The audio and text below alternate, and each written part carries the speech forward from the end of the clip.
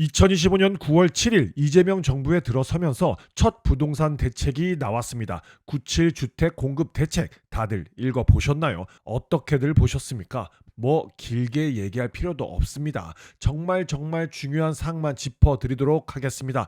반드시 끝까지 보시고 댓글로 의견 부탁드려요. 바로 시작합니다. 결론은 이겁니다. 5년간 수도권에서 총 135만 호, 매년 27만 호의 신규 주택 착공.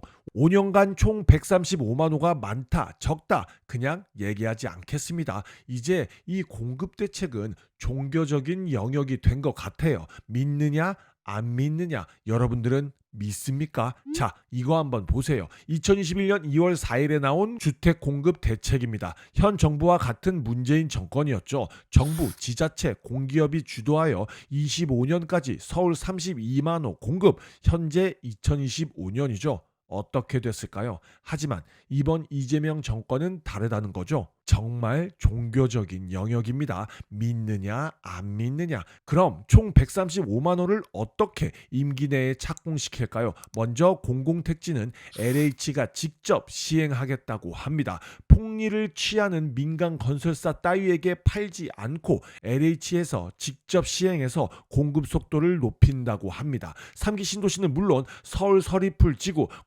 과천지구도 이렇게 진행하는 거예요.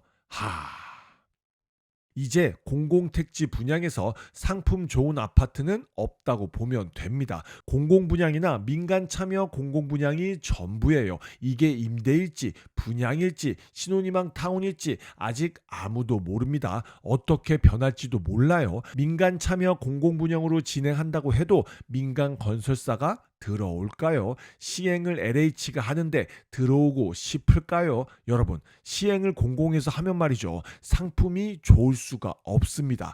부실이 생길 수밖에 없다고요. 가장 좋은 재료를 쓰는 게 아니라 LH, 나라와 계약한 중소기업 상품을 쓸 수밖에 없어요. 시멘트나 철근 등등 가장 좋은 걸 쓰지 않습니다. 인천 검단의 자이 순살 아파트 기억나시죠? 모든 책임을 GS건설이 감당했지만 그게 GS건설만의 잘못이었을까요? 자, 예를 들어 볼게요. 우리 주민센터 가잖아요. 거기 있는 컴퓨터 삼성, LG, 애플 거 있나요? 느려 터져 죽겠는데도 한 10년은 된 것 같은 컴퓨터 쓰지 않나요? 모두 듣도 보지도 못한 중소기업 제품입니다. 그리고 지문인식 해보셨죠? 제대로 되던가요? 잘 안 돼서 몇 개 손가락 하다가 결국 검은 뭐 찍는 거에 찍고 물티슈로 닦은 기억 없으신가요? 그런데 요즘 삼성 애플 핸드폰 지문인식 0.1초 만에 끝나던데요.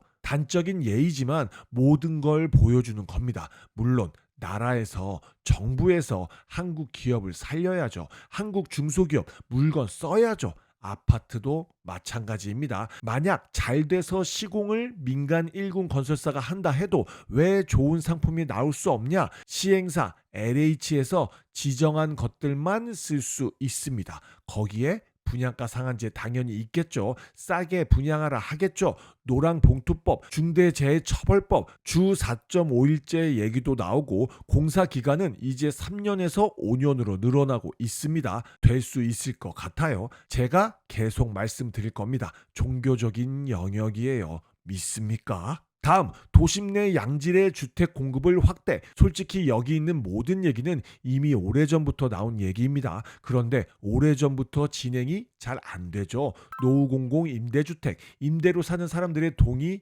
얻어내기 쉽지 않습니다. 여기서 쫓겨나면 갈 곳 없는 사람들 많아요. 노후공공청사, 미사용 통폐합 학교용지, 도심 유유부지 제발 되길 바랍니다. 도심 정비사업 활성화, 여기서 볼 건 1기 신도시 정비사업 얘기인데요. 사업 선정 방식, 절차를 개선하여 신속한 사업 추진을 지원하고 이주, 상가 쪼개기 등 문제는 선제 조치하여 30년까지 수도권 3.6만 호 착공. 기억나십니까? 존경하지 않는 윤석열 전 대통령이 27년까지 착공시킨다고 했어요. 이번에는 30년까지 착공. 믿습니까? 진짜 지난 정부나 지금 정부나 재건축이 어떻게 진행되는지 1도 모르는 것 같아요. 그냥 말만 해준다고 하는데 착공을 하려면 조합 설립 인가를 해야 하고요. 사업 시행 인가를 해야 하고요. 관리 처분 인가까지 받고 이주 철거까지 해야 착공을 할 수 있는 겁니다. 그런데 일기 신도시 선도 단지들 중 조합 설립은커녕 추진위원회도 분당에 딱 한 단지만 형성되어 있어요. 이 재건축 과정에서 이해관계가 얼마나 많은데 5년 안에 착공, 저는 정말 진심으로 됐으면 좋겠습니다. 단 한 단지라도요. 여러분들은 믿습니까? 다음 민간의 주택 공급 여건을 개선. 이건 읽지 않겠습니다. 정말 쓰잘데기 없는 내용들밖에 없어요. 하나 볼 건 기부 체납 부담 완화, 재건축 재개발 얘기인데요. 학교용지 관련 과도한 기부 체납 제한. 정말 이건 거짓말이죠. 이 과도한의 기준이 너무 일방적이에요. 학교용지에 관련하지 않으면 뭐 임대를 많이 내놓으라고 하거나 하겠죠. 그냥 넘어갈게요. 마지막으로 시장의 거래 질서를 확립하고 수요 관리를 내실화하겠습니다. 정말 무섭습니다. 수요를 우리 정부에서 관리하겠대요. 공산당입니까? 불법 행위, 이상거래 조사 범위를 확대하고 자금 출처를 더 감독하겠다고 해요. 뭐 불법 행위는 당연히 잡아야겠죠. 탈세도 당연히 하면 안 되고요. 자, 주택 공급 대책에 대출 규제가 또 나왔습니다. 그냥 읽지 않을게요. 가장 소름은 이겁니다.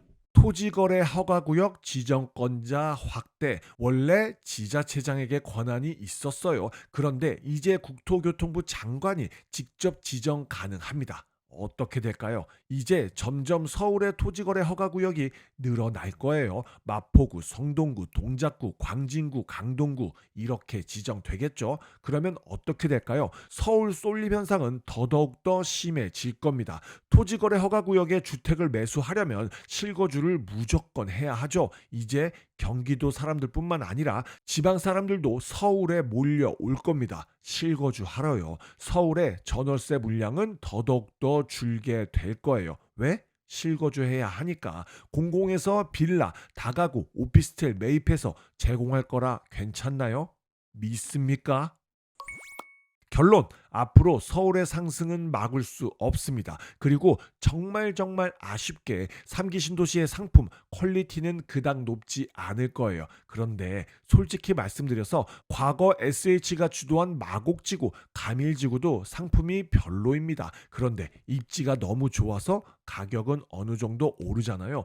제 영상을 보시는 분들 중 3기 신도시 기다리시는 분들 많은데요. 3기 신도시 징검다리로 나쁘지 않습니다. 어찌됐든 간에 이번 정부는 3기 신도시에 베팅을 할 수밖에 없어요. 부디 안 그래도 많은 임대 물량이 더 이상 안 늘어나기만을 바랄 뿐입니다. 솔직히 제가 부정적인 얘기를 많이 얘기했는데요. 가슴 저 끝에 한켠에 설마 진짜 잘하는 거 아니야? 라는 희망이 있기는 해요. 제발 잘했으면 좋겠어요. 지금 정부는 모든 걸 다 갖추었잖아요. 하면 할 수 있잖아요. 부디 잘 해내길 바랄 뿐입니다. 여러분들 생각은 어떠신가요? 댓글로 부탁드릴게요. 오늘도 돈 근육 키우는 하루 되길 바라면서 지금까지 돈 근육 허벅지였습니다. 감사합니다.